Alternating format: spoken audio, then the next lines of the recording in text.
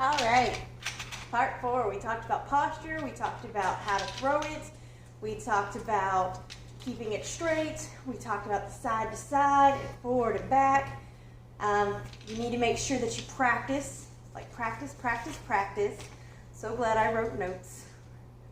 Okay, so the next would be the length of the cord. Okay, so I've talked about the length of the cord once before. I keep it about here. I don't keep it at its full length anymore, but it was easier for me at its full length. Now, for some people, it is a lot harder to shorten it.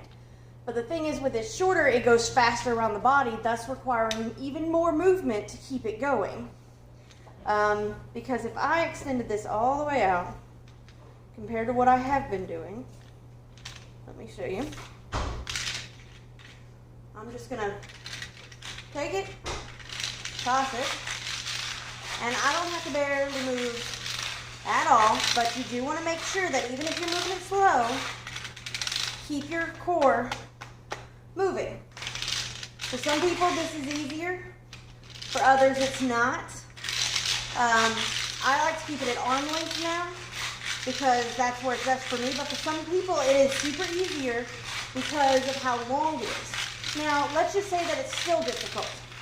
Then what this guy of the video I watched suggested is taking some twine or some rope, and this thing comes off. You take some twine or rope and you extend this rope out. You can untie that and extend it out to make it even longer.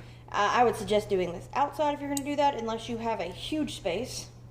I have a large space, but I'd have to move furniture out of the way even more than I do. And once it's longer, it helps. But the thing with this is it's practice. You need practice.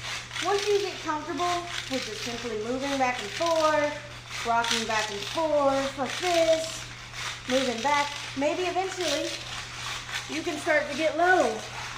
Or you can try walking back and forth. You just need to make sure to keep that core activated and keep moving your hips. Now, a good thing to help also is the placement here. I've talked about this once before as well. If you want to try, I like to keep it right here in the center of my body, but this is where I would spin a normal hula hoop. So that's why it's best for me. Some people actually find it easier to have it around their hips because they are not very good with their core.